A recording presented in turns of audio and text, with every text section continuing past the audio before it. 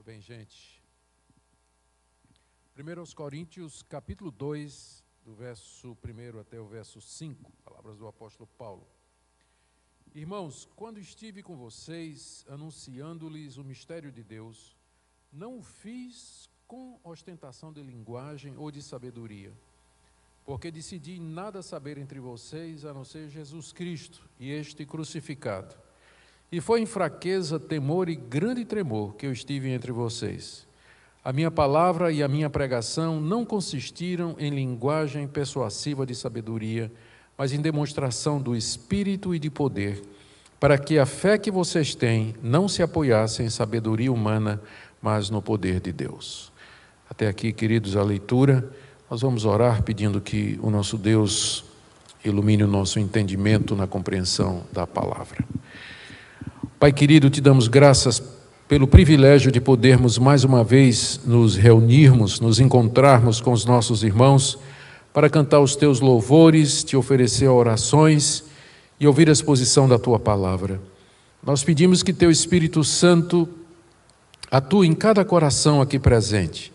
Especialmente agora oramos por iluminação, para que possamos compreender o significado dessas palavras escritas pelo apóstolo Paulo, inspirado por ti. Queremos orar por cada pessoa que também nos segue através da transmissão. Oramos pelas autoridades constituídas, oramos pelo presidente, pelos ministros, oramos pelos governadores, pelos prefeitos, especialmente agora nessa época de eleição. Pedimos que o Senhor nos dê governantes que queiram o bem do povo. Livra-nos dos corruptos, livra-nos do homem mau. E dá-nos, Senhor, governantes bons que queiram, que promovam a justiça, que promovam a verdade da Constituição brasileira e que nos ajudem e que deem condição para que nós possamos ganhar o nosso pão com tranquilidade, cuidar da nossa família, desenvolver os nossos negócios, educar os filhos e, acima de tudo, Senhor, que eles protejam a liberdade de religião e de expressão, para que todos possam ter a consciência livre e tranquila para te adorar e te servir. Pedimos que o Senhor esteja conosco mais uma vez nessa noite. Em nome de Jesus. Amém. Amém. Muito bem, queridos. Com a leitura dessa passagem, capítulo 2, de 1 a 5 de 1 Coríntios, nós chegamos no terceiro argumento que o apóstolo Paulo está usando junto aos crentes da igreja de Corinto, com relação às divisões que havia entre eles. Conforme nós vimos, havia pelo menos 4 partidos dentro da igreja de Corinto que haviam se formado por conta da predileção, do amor e do apreço que os coríntios tinham pela eloquência, retórica, pelo conhecimento intelectual, pela sabedoria, capacidade de falar e de persuadir. Enfim, todas estas coisas eram consideradas como de grande valor, não só pelos coríntios, mas pelos gregos em geral, pelos romanos também. Os romanos particularmente gostavam muito do poder. O problema é que os coríntios haviam transferido essa predileção e o apreço por essas habilidades para os pastores que tinham passado pela história recente da igreja. Paulo, que foi o fundador, Apolo, que veio em seguida, Pedro, nós não sabemos se Pedro esteve em Corinto, mas ele era muito conhecido, porque era o líder dos apóstolos, e tinha mais um outro partido enigmático, a gente vai falar mais sobre ele mais adiante, que era o partido de Cristo, que dizia que não era de nenhum daqueles, mas era de Cristo. E o resultado é que eles formaram grupos em torno desses personagens e que praticamente levou a uma divisão interna da igreja, rachaduras internas da igreja, por conta desse culto à personalidade, da comparação entre pregadores, a ponto de que eles, mesmo se reunindo ainda no mesmo lugar, estavam praticamente divididos entre si, a igreja de Corinto. Tanto é que Paulo, em meio a muitos outros problemas que ele tem que tratar naquela igreja, começa exatamente com esse e dedica 4 capítulos para tratar da questão da divisão, que são os capítulos 1, 2, 3 e 4. Todos formam um bloco só, que tem a ver com a questão das divisões que havia na igreja. Eu tinha dito que Paulo, ele tenta resolver esse problema com argumentos teológicos, revelando, ou mais uma vez, refletindo que em Paulo o pastor e o mestre não se separam. Ele pastoreia ensinando e ele ensina pastoreando. Não tem essa divisão entre doutrina e prática no apóstolo Paulo. Você vê, é um problema prático. A igreja está dividida lá em comparação de pregadores, quem é o melhor. E para resolver isso aí, Paulo faz toda uma extensa exposição teológica, ocupando 4 capítulos, para depois mostrar, persuadir os coríntios que esse tipo de atitude não condiz com o evangelho de Cristo. O primeiro argumento dele, que está aí do capítulo 1, do verso 18 até o verso 25, no primeiro argumento, Paulo faz um contraste entre a sabedoria de Deus, que é a cruz de Cristo, anunciada de maneira simples, e a sabedoria humana. Sabedoria humana que, apesar de toda a sua sofisticação, não alcançou o conhecimento salvador de Deus. Não alcançou. E com isso o apóstolo Paulo está dizendo aos coríntios, isso que vocês valorizam, na verdade, diante de Deus é loucura. E aquilo que vocês desprezam, na verdade, é a sabedoria de Deus, que é Cristo pendurado numa cruz. Esse foi o primeiro argumento. O segundo, que nós vimos na segunda-feira passada, foi uma olhada introspectiva que Paulo recomenda aos coríntios. Ele diz, olhem para a igreja, olhem para vocês. E vejam quantos aí são nobres, são poderosos, são influentes, são educados, em termos da educação daquela época. Não há muita gente influente aí, não tem muita gente de família importante, porque Deus escolheu e chamou para fazer parte do seu povo exatamente aqueles que são considerados como nada por essa elite que vocês tanto valorizam. Então, basta vocês darem uma olhada para dentro de vocês e vocês vão ver que Deus não funciona assim como vocês estão fazendo. Deus não escolhe pessoas por qualidades ou atributos ou referenciais como esses aí, nobre nascimento, riqueza, cultura adquirida, influência ou qualquer coisa dessa natureza. Deus, na verdade, ele chamou aquelas pessoas que para o mundo seriam pessoas sem valor e sem importância, porque Deus tem um método. O método dele é sempre humilhar o homem, colocar o homem no seu devido lugar e obter a glória. É essa metodologia que Deus segue sempre, no Antigo Testamento, no Novo Testamento, esse é o caminho. E agora nós estamos diante do terceiro argumento de Paulo, diante da igreja de Corinto, que começa com um pedido de Paulo para que eles lembrem o tipo de pregação que Deus usou para chamá-los à fé. É como se Paulo dissesse assim, eu vou usar mais um argumento. Vocês lembram quando eu estive aí pregando o Evangelho? Que tipo de pregação Deus usou através de mim para converter vocês? E é mais uma chamada ao passado, é mais um pedido para que eles lembrem de que maneira Deus agiu na vida deles, para mostrar que exaltar homens e brigar entre si pela escolha dos melhores pregadores vai ao contrário, inclusive da própria experiência de conversão deles e da maneira pela qual Deus atuou na sua salvação. Eu considero essa passagem, capítulo 2, de 1 a 5, uma das passagens mais críticas, mais importantes do Novo Testamento, com respeito à pregação.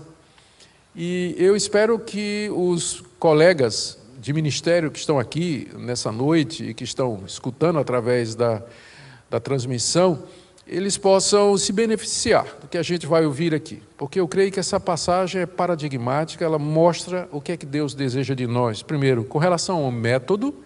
Segundo, com relação ao conteúdo. Terceiro, com relação à atitude.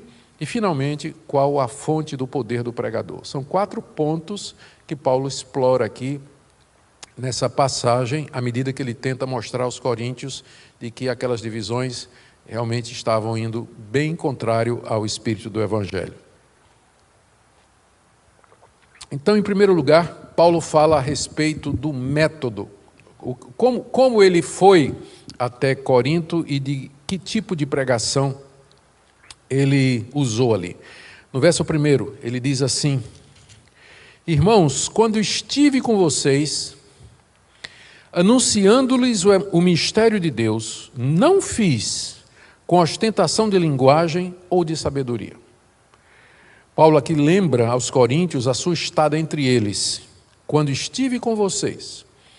Ou seja, ele aqui está se referindo àquele dia em que ele entrou na cidade e começou a pregar o Evangelho. Nós temos um relato resumido disso no livro de Atos, do capítulo 1 até o verso 18, que em síntese diz o seguinte, que Paulo chegou em Corinto, depois de uma experiência não muito bem sucedida em Atenas, quando ele tentou convencer os epicureus e os estoicos a respeito da ressurreição de Cristo.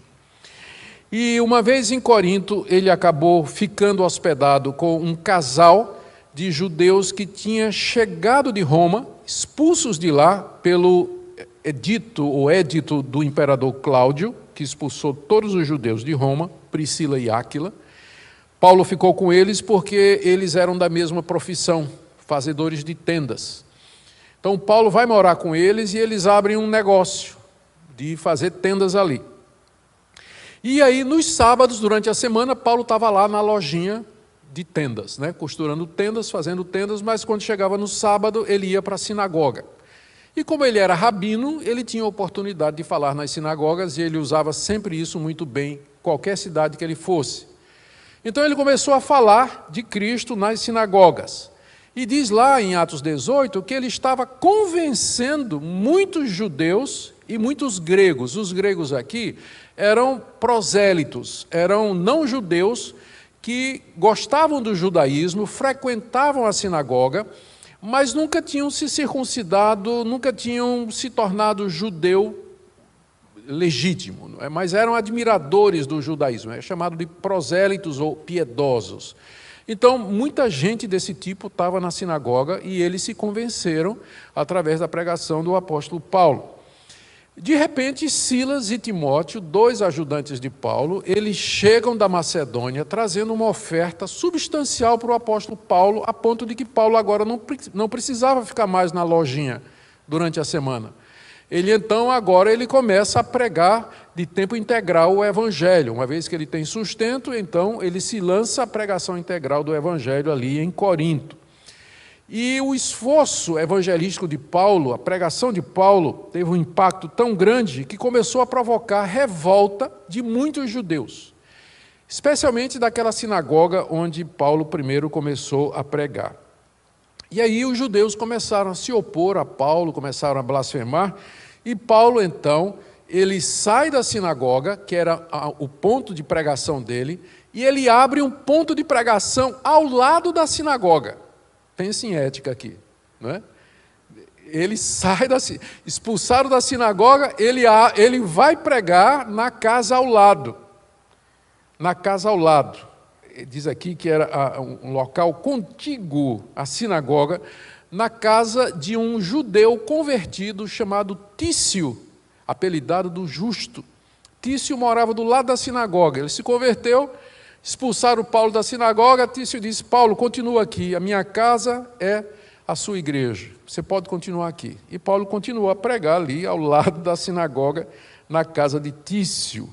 E durante muito tempo, e o ministério de Paulo ali, ele foi de tal maneira que até o chefe da sinagoga se converteu, chamado Crispo, e foi batizado ele e toda a sua família. E muitos outros coríntios creram e foram batizados.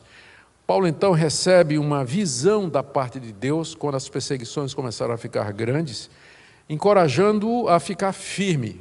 E o Senhor Jesus lhe diz literalmente numa visão: não tenha medo, fala e não se cale, porque eu tenho muito povo nessa cidade. Ou seja, o número dos meus eleitos que estão aqui é muito grande. E você vai continuar pregando, porque é através da pregação que eu vou chamá-los. Eu tenho muito povo aqui.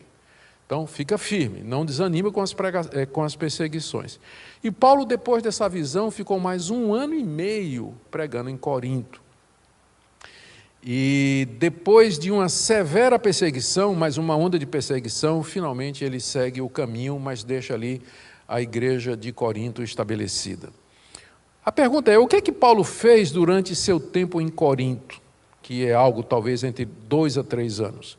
Ele diz aqui, voltando agora para 1 Coríntios capítulo 2, verso 1, irmãos, quando estive com vocês, então eu já expliquei esse quando estive com vocês, não é? Que é o capítulo 18 de Atos, anunciando-lhes o mistério de Deus. Foi isso que ele fez nesses 3 anos. Ele anunciou o mistério de Deus ali na cidade de Corinto. O anunciar aqui é um dos muitos verbos usados no Novo Testamento para indicar a pregação da palavra. Tem mais o sentido de proclamação. Tem o sentido de proclamação. Ele proclamou nas sinagogas, ali na casa de Tício, aonde quer que ele tivesse oportunidade, ele proclamava, anunciava o mistério de Deus. O mistério de Deus. É isso que ele foi fazer. É chamado de mistério, a Almeida Antiga traz a palavra testemunho. O problema é que no grego nós temos algumas variantes, porque a palavra testemunho e a palavra mistério são muito parecidos no grego. É uma mudança só de 2 palavrinhas, então pode ter sido um engano na hora da cópia. Os estudiosos hoje, eles acreditam que o original era mistério e não testemunho, né? Apesar de que no final não vai fazer diferença. Pregar o testemunho de Deus ou pregar o mistério de Deus é pregar Cristo. No final não vai fazer diferença, mas apenas porque se você tiver uma Almeida atualizada, você vai ver que tem testemunho lá, enquanto que a nova Almeida já traz mistério, seguindo a preferência dos críticos hoje, dos estudiosos dos manuscritos, né, que creem que a melhor leitura realmente é o mistério de Deus. E, de fato, faz mais sentido aqui, especialmente quando a gente chegar na próxima parte do capítulo 2. Paulo diz que ele passou esses 2, 3 anos em Corinto proclamando o mistério de Deus. Por que ele chama o evangelho de mistério de Deus? É mistério porque era desconhecido para boa parte dos coríntios, e mesmo os judeus que tinham o Antigo Testamento não podiam compreender e não podiam entender a mensagem do Antigo Testamento a respeito do Messias, de que ele deveria morrer numa cruz e ressuscitar ao 3º dia. Era loucura para os gregos, era escândalo para os judeus e loucura para os gregos, e é um mistério porque nem todo mundo podia compreender. Nós já vimos isso antes. Se Deus não abrir os olhos, se Deus não chamar, o Evangelho vai continuar sendo um mistério para as pessoas. Elas não vão compreender a sua beleza, a sua necessidade, a sua grandeza e o poder do Evangelho para perdoar pecados e transformar vidas. Portanto, é um mistério até o momento em que o Espírito Santo ilumina o coração. E era esse, então, por isso que Paulo se refere ao Evangelho como sendo um mistério de Deus, porque ele está oculto ao mundo até aquele momento em que, através de revelação, no coração, via pregação, o Espírito Santo tira as escamas dos olhos e a gente consegue ver, a gente consegue entender. E para nós não é mais um mistério, agora já é um mistério revelado, a gente sabe o que é esse mistério, mas para o mundo continua sendo algo velado, eles não podem compreender. Então, durante 3 anos, 2, 3 anos, foi isso que Paulo fez ali. E qual foi o método que Paulo usou para anunciar o mistério de Deus durante aqueles 3 anos que ele esteve ali? Ele diz aqui, primeiro, negativamente. Ele diz: irmãos, quando estive com vocês, anunciando-lhes o mistério de Deus, não o fiz com ostentação de linguagem ou de sabedoria. Aqui você tem Paulo explicando, primeiro, negativamente, o método que ele usou para anunciar o mistério de Deus. Ou seja, ele não usou ostentação de linguagem e sabedoria, em outras palavras, um discurso eloquente com muitas palavras mostrando o seu conhecimento. Ele não usou desses artifícios para explicar o mistério de Deus, apelando para sofismas, apelando para frases de efeito, como era muito comum naquela época, entre os filósofos, especialmente os sofistas e os grandes oradores, que utilizavam de todas essas técnicas de impostação de voz, frase de efeito, manipulação das emoções, para convencer o seu auditório. Paulo diz que ele não usou de nada disso. Ele não empregou nenhum desses recursos que eram tão admirados pelos gregos. E era o que se esperava de todo orador daquela época. Paulo diz que, na verdade, ele não fez isso. E de que maneira ele fez? Só no verso 4 é que ele vai dizer. Ele agora meio que sai um pouquinho do assunto, porque ele vai falar a respeito do conteúdo. Mas antes de entrarmos no conteúdo da pregação, que ele já disse que era um mistério de Cristo, mas ele agora vai explicar melhor, para dar um exemplo do que é que Paulo, de como Paulo pregava, nós podemos ir para Atos capítulo 17, onde nós temos o relato da pregação dele em termos similares na cidade de Tessalônica, também, segundo a sua metodologia, usando primeiro a sinagoga como ponto de contato. Atos 17, verso 1. Tendo passado por Anfípolis e Apolônia, Paulo e Silas chegaram a Tessalônica, onde havia uma sinagoga de judeus. Paulo, segundo o seu costume, foi procurá-los. E por 3 sábados, agora atenção, Lucas aqui vai usar 3 verbos para descrever o que é que Paulo fez durante 3 sábados lá na sinagoga de Tessalônica.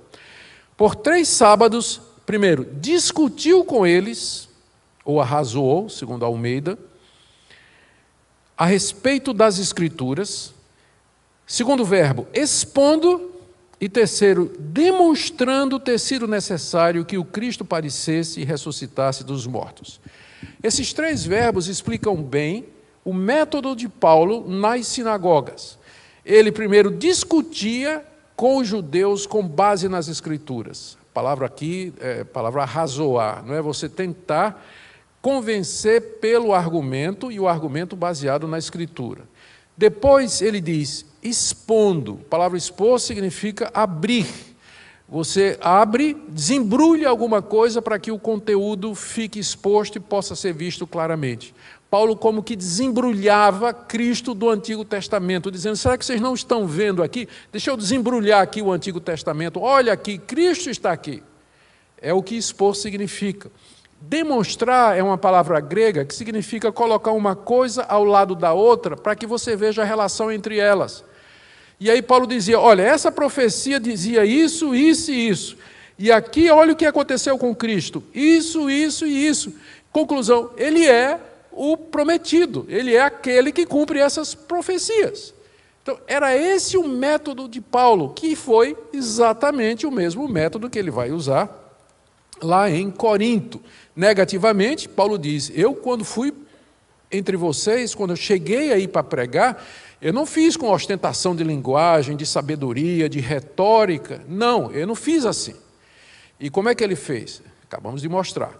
Expôs a Escritura, demonstrou e arrazoou com os judeus em cima das Sagradas Escrituras a respeito de Cristo como sendo aquele que é o cumprimento de toda a palavra de Deus. Então, esse é, em primeiro lugar, um método. E isso já nos diz muita coisa sobre qual é a tarefa do pregador. Qual é a tarefa do mestre, do pastor? A tarefa dele é expor a Escritura, é ensinar a Escritura, é anunciar o mistério de Deus, que é Jesus Cristo, sabendo que ele está falando de alguma coisa que é misteriosa para a sua audiência e que, portanto, precisa ser esclarecida, precisa ser explicada. Então, e nisso, argumentações superficiais, afetação de voz ou qualquer outra coisa pode dar uma falsa impressão. Aqui é necessário clareza, é necessário transparência, é necessário ser direto e mostrar como as Escrituras do Antigo Testamento corroboram, mostram claramente a respeito da pessoa de Cristo Jesus. No verso 2, Paulo agora fala do conteúdo. Aqui é o método. Aqui está o método. Agora ele entra na questão do conteúdo. E ele começa dizendo, verso 2, porque decidi nada saber entre vós, a não ser Jesus Cristo e esse crucificado. O porquê aqui dá razão pela qual ele resolveu não usar ostentação de linguagem de sabedoria, porque ele iria pregar Cristo e Cristo crucificado. Ou seja, existe uma relação entre o conteúdo e o método. Não é todo método que se presta para você expor Cristo e Cristo crucificado. Pelo menos na linguagem de Paulo, a ostentação de linguagem de sabedoria não serve para anunciar Cristo e ele crucificado. Porque a ostentação de linguagem de sabedoria vai chamar a atenção para o pregador. Enquanto que a pregação simples de Cristo e ele crucificado vai chamar a atenção para ele, para o Senhor Jesus, como deve ser de fato, como deve ser. Então existe essa relação entre a forma e a e o conteúdo. Não é toda mensagem, aliás, não é todo método que se presta a transmitir o conteúdo da Bíblia. E vocês vão agora, eu vou explicar porque que às vezes eu encrenco, o pessoal reclama que às vezes eu encrenco com, por exemplo, drama, teatro. Substituir a pregação por uma dramatização. Substituir a proclamação e a exposição da palavra de Deus por uma peça teatral. Eu não estou dizendo que não tem lugar. Faça no sábado. Reúna a mocidade, ou então vá para o shopping, faça uma encenação. Mas não substitui a exposição da palavra de Deus. Não substitui. Tem que perceber essa relação. A implicância que a gente tem com a exclusividade da pregação não é coisa de... Não é cacuete de reformado, não. É porque nós percebemos que há uma conexão bíblica a respeito disso. Pelo menos aqui está claro que tem pelo menos um tipo de pregação que não serve para transmitir Cristo e Ele crucificado, que é a ostentação de linguagem de sabedoria. Isso aqui pelo menos está claro.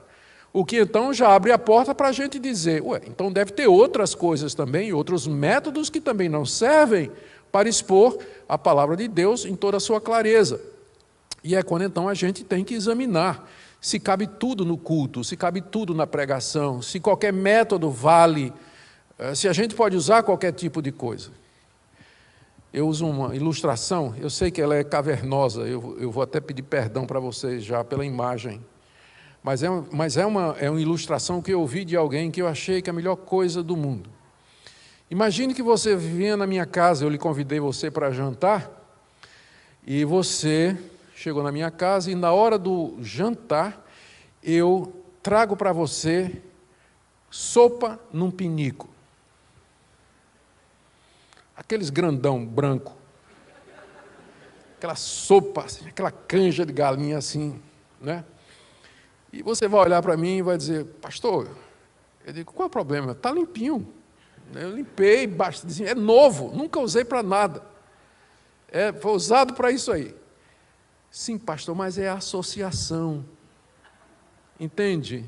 É associação. Então, às vezes, é sopa no pinico. Determinados métodos ou determinadas tentativas de explicar o Evangelho, de transmitir o Evangelho, é coisa semelhante a isso. Não serve qualquer coisa. Não serve qualquer coisa. Daí o cuidado de Paulo. Irmãos, quando eu estive aí, eu não usei linguagem de sabedoria, ostentação. Por quê? Porque eu tomei uma decisão. E que decisão foi essa? Eu decidi nada saber entre vocês, a não ser Jesus Cristo e este crucificado. Paulo tinha tomado uma decisão quanto ao que ele haveria de pregar em Corinto. Paulo podia ter decidido usar retórica, eloquência, demonstrar conhecimento e sabedoria. Havia pouca gente tão preparada quanto o apóstolo Paulo no século I. Paulo era um homem de 3 culturas, judaica, grega e romana. Paulo era um judeu de Tarso. Tarso era reputado como uma cidade universitária e competia, era rival de Atenas e Corinto, em termos de biblioteca, em termos de escolas de filosofia, e como foco realmente de cultura e de conhecimento. E Paulo foi educado nessa cidade. Nós temos evidência nos escritos de Paulo que ele conhecia, por exemplo, os poemas do grande poeta Aratos, citado em Atos 17, 28, pelo próprio Paulo, os escritos de Epimênides, um filósofo famoso que Paulo cita em Tito 1,12, ou ainda do poeta Menander, citado por Paulo, primeiro aqui nessa carta, no capítulo 15, verso 33, tudo indica que Paulo seria capaz de impressionar sua audiência, se ele quisesse, com citações de filósofos, poetas, historiadores da época, bem como o seu conhecimento profundo do judaísmo. Mas ele tomou uma decisão. Quando ele chegou em Corinto, sabendo da preferência dos gregos por esse tipo de coisa, ele resolveu esquecer tudo isso e pregar somente Cristo e Cristo crucificado. Essa foi a decisão que Paulo tomou. E o método para isso é aquele que a gente acabou de descrever. Ele tomou essa decisão. E eu acho que aqui nós estamos também diante de um desafio que o texto nos impõe, e eu falo agora aos meus colegas, pastores, colegas de ministério, pregadores. É uma decisão que a gente tem que tomar. Embora a gente tenha... Pregar é esvaziar-se, num certo sentido. Embora a gente tenha conhecimento, a gente tenha cultura, a gente tenha condição, o problema não é tanto que falta o que dizer, mas o problema é o que é que a gente vai deixar de fora. O que é próprio para a audiência, aquilo que de fato edifica e vai glorificar a Cristo. É isso que importa no final. Não é dar uma apresentação, fazer uma demonstração de sabedoria, de eloquência e de conhecimento, mas, de fato, ser um instrumento pelo qual Cristo vai ser apresentado às consciências das pessoas. Esse é o propósito do pregador, e essa deveria ser a grande decisão dele, pregar a mensagem de Cristo pendurado na cruz, como sendo o caminho de Deus para salvar pecadores, como sendo o único caminho para a justificação e para a salvação dos nossos pecados. Junto a isso, em terceiro lugar, tem a atitude, porque não basta ter um conteúdo e um método, nós vamos ter uma atitude também. A atitude está no verso 3. E foi em fraqueza, temor e grande tremor que eu estive entre vocês. O grande apóstolo Paulo, aqui, num modo confessional, admitindo que quando ele esteve em Corinto, ele estava tremendo de medo. Ele estava se sentindo fraco. E essas três palavras aqui descrevem a atitude dele e que fazem com que o comportamento de Paulo como missionário fosse o exato oposto do ideal grego-romano do orador clássico. O orador clássico impressionava pela segurança, pela ousadia. Paulo aqui diz que ele se sentia fraco e tremia de medo enquanto ele pregava o evangelho naquela cidade. Esses sentimentos daqui eram resultado de alguns fatores. Primeiro, a consciência que Paulo tinha da grandiosidade da mensagem que Deus lhe havia encarregado de anunciar. Era uma mensagem da qual dependeria a vida eterna ou o sofrimento eterno daqueles que o ouvissem. Era a consciência da sua responsabilidade em transmitir essa mensagem de maneira que não chamasse a atenção para si, mas para aquele de quem Paulo falava, que era Jesus Cristo. Por isso ele temia e tremia. Além disso, havia o risco constante das perseguições que ele poderia sofrer, exatamente porque ele estava pregando Cristo crucificado, que era escândalo para os judeus e loucura para os gentios. Era uma consciência das suas próprias limitações. Será que aqui nós temos, de maneira velada, o apóstolo Paulo se referindo ao espinho na carne, que Deus colocou nele exatamente para que ele não se envaidecesse? Ele diz, eu preguei em fraqueza. Ele vai usar essa palavra fraqueza, vai aparecer lá em 2 Coríntios 12, quando ele diz assim, quando sou fraco, então é que eu sou forte. E aquela fraqueza era resultado do espinho na carne que Deus havia colocado nele. Tudo isso faz de Paulo alguém que era diametralmente oposto à caricatura do que seria o orador perfeito, idealizado pelos gregos e pelos romanos. Na verdade, até aqui uma nota de curiosidade, obras apócrifas dos séculos 2 e 4, e aqui eu me refiro ao apócrifo Atos de Paulo e Tecla, é um livro até interessante, ele fala de... tudo é falso, não foi Paulo que escreveu, mas conta a história de Paulo tentando evangelizar e discipular uma moça chamada Tecla. E nesse livro é que aparece a única referência que a gente tem sobre a aparência física de Paulo. Ele era baixinho, careca, de pernas curvas, sobrancelha grossa que se emendava na testa e um nariz pontudo como uma águia. Pensa num cabra feio. Paulo não impressionaria pela aparência, com certeza ele não impressionaria pela aparência. Então, tudo isso está por detrás disso que ele está dizendo, ele tem consciência disso, né? Eu estive em fraqueza, em temor e tremor, diante da grandiosidade da mensagem, diante da oposição, diante das minhas próprias limitações físicas, ao espinho na carne, e E tudo isso mantinha Paulo com a atitude que todo pregador deve ter, que é temor e tremor e se sentir fraco. Quando a gente começa a se sentir tranquilo, confiante, que tudo está bem, então significa que nós estamos confiados em nós mesmos e não em Deus. Porque quanto mais você depende de Deus, mais fraco você vai perceber que você é. Mais fraco você vai perceber que você é. Essa é a sensação que Paulo sentia quando ele estava pregando em Corinto. E é para nós, sem dúvida, um desafio muito grande, não é? Ainda hoje as pessoas perguntam se eu fico nervoso antes de pregar. Sempre. Sempre. Já prega 40 anos.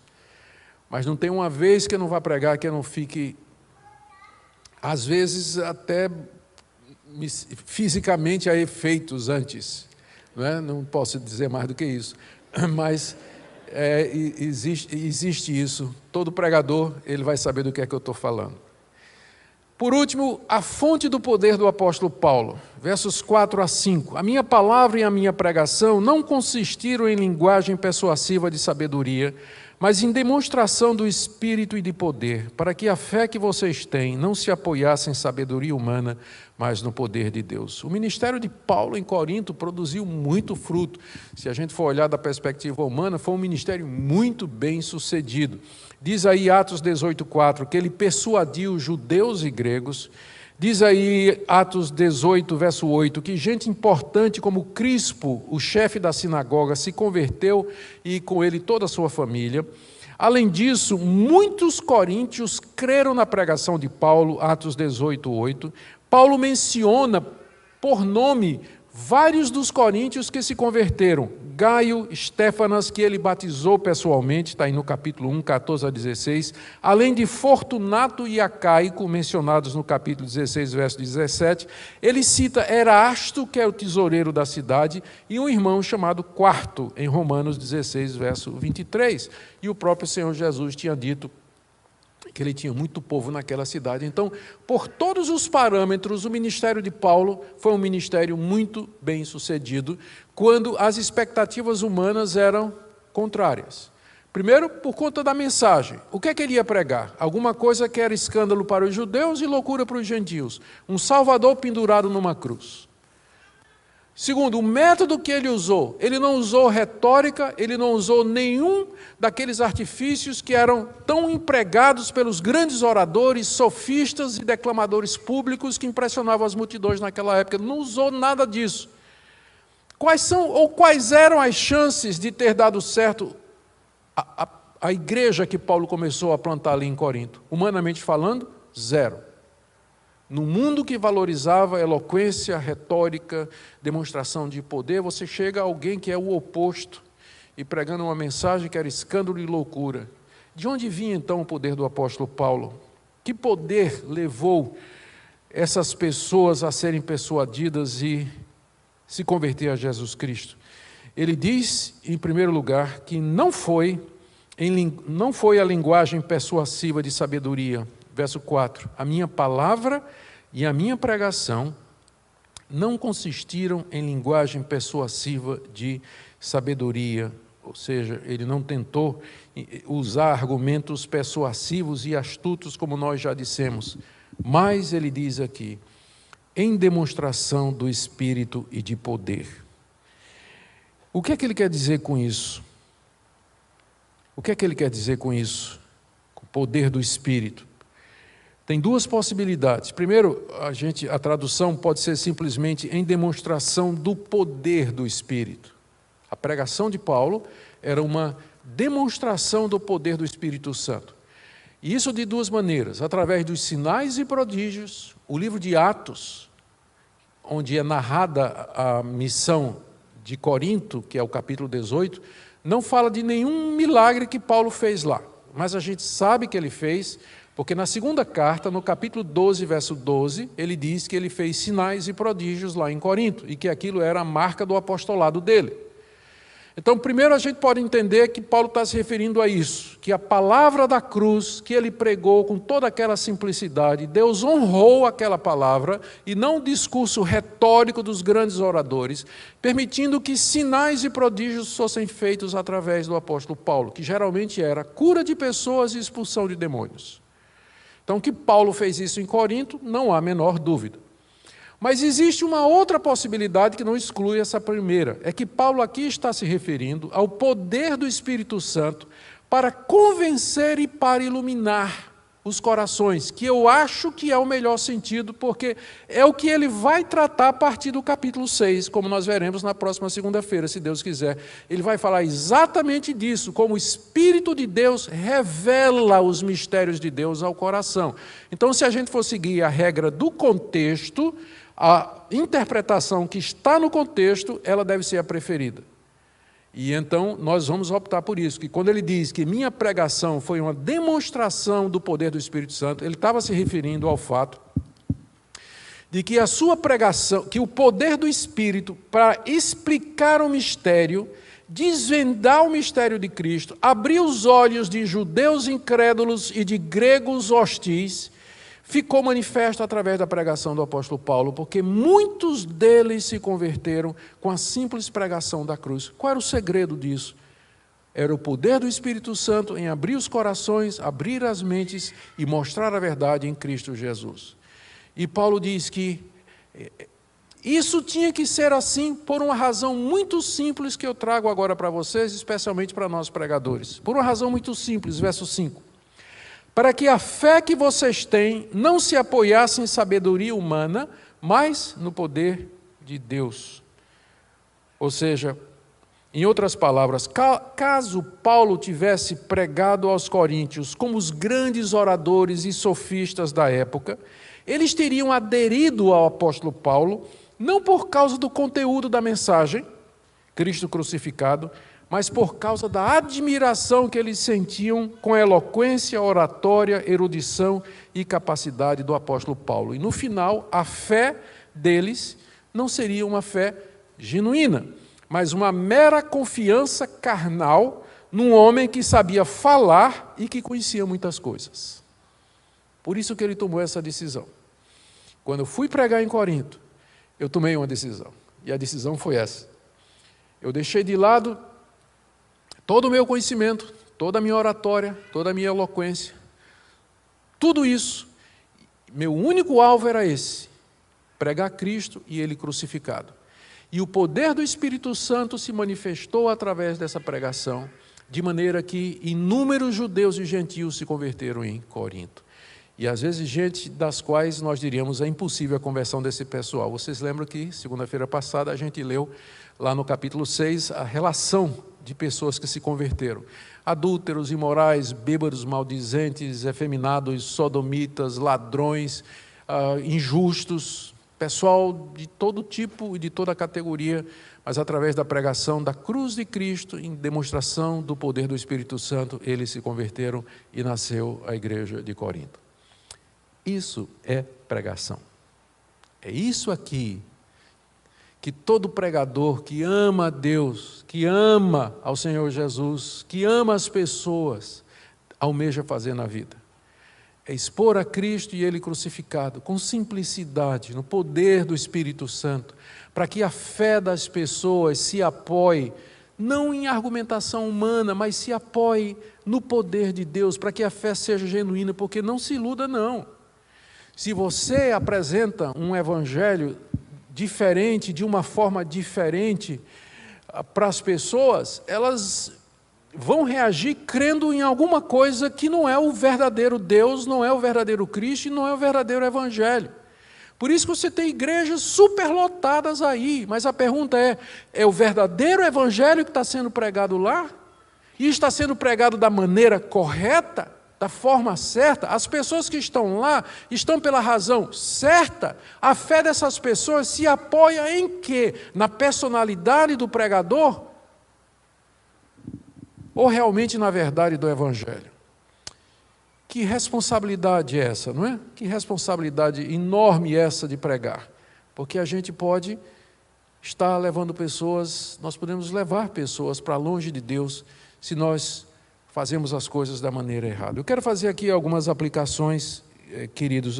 Primeiro, lembrando o objetivo de tudo isso. Vamos voltar ao contexto, para a gente não se perder, não é? Temos que lembrar, pegar o fio da meada. Por que Paulo falou tudo isso? Para dizer aos coríntios que Deus os havia chamado através de uma pregação simples, clara e direta, baseada na Bíblia. E não através de argumentos retóricos, floreados, frases de efeito e demonstração de sabedoria humana.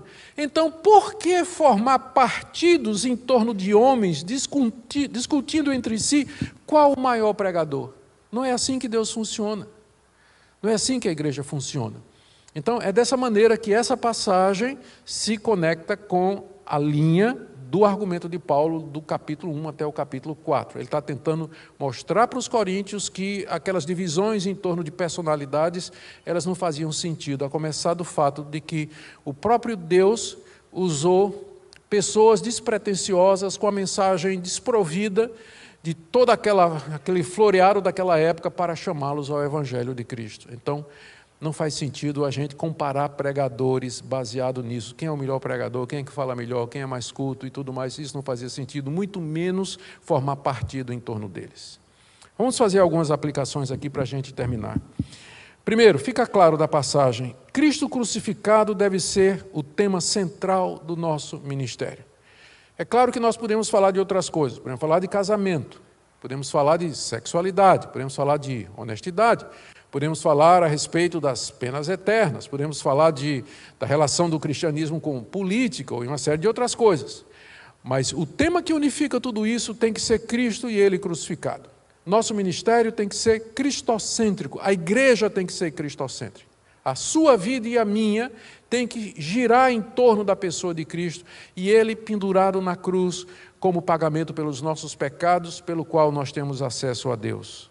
Segundo, como pastores, nós temos que nos despojar de tudo aquilo em nosso ministério que possa produzir uma fé superficial ou falsa nas pessoas que frequentam a nossa igreja. Eu não tenho dificuldade nenhuma com isso, estudar retórica, homilética, acumular conhecimento, mas estas coisas nunca devem ser um fim em si mesmas e nunca ser o centro do nosso ministério. Da mesma forma, talvez aqui eu esteja atirando longe demais, mas para a gente pensar, da mesma forma, evitar a criação de um clima artificial baseado em jogo de luzes, fumacinha, som no fundo, como se isso pudesse substituir uma pregação bíblica clara, que vence pelo argumento, pela clareza e pelo apoio na Escritura. Terceiro ponto, a dependência do pregador é o Espírito Santo e não suas habilidades, retórica, conhecimento e pregação. Eu preciso confessar que muitas vezes eu me senti preparado para pregar, quando na verdade eu estava dependendo da minha preparação. Passei a semana estudando, consultei os comentários, fui no original, fiz comparações, escrevi o meu esboço e estava pronto para pregar. E essa é uma armadilha muito sutil. Você vai pregar confiando na sua preparação, no seu esboço e no seu estudo, quando, na verdade, você devia estudar para burro, se preparar o mais que você pode, mas, em última análise, você tem que depender do poder do Espírito Santo, porque toda a sua sabedoria, conhecimento de comentários, de grego, de hebraico, não convencem ninguém se o Espírito Santo não desvendar o mistério de Cristo. Isso é que é a demonstração de Espírito e poder. E o pregador precisa estar na dependência do Espírito Santo, e esse é meu último ponto aqui, a importância de andar no Espírito. Isso que eu estou dizendo de pregador, eu estou dizendo para você também. Crente no dia a dia, dando testemunho na universidade, no trabalho, na sua família.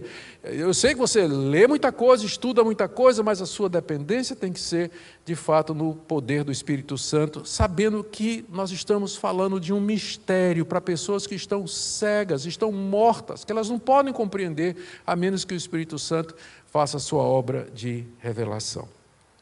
Queridos, que nosso Deus use essa palavra em nosso coração, que Ele abençoe a igreja brasileira, que Ele levante pregadores como o apóstolo Paulo, que queiram, acima de tudo, a glória de Cristo e a salvação de pecadores para a glória de Deus e para o avanço do seu reino. Amém?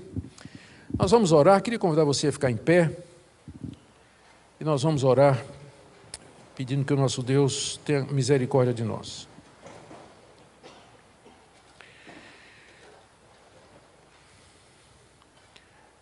Senhor, te agradecemos por pessoas como Paulo, que o Senhor levantou e usou de maneira tão extraordinária, na simplicidade, no despojamento, na humildade, na renúncia,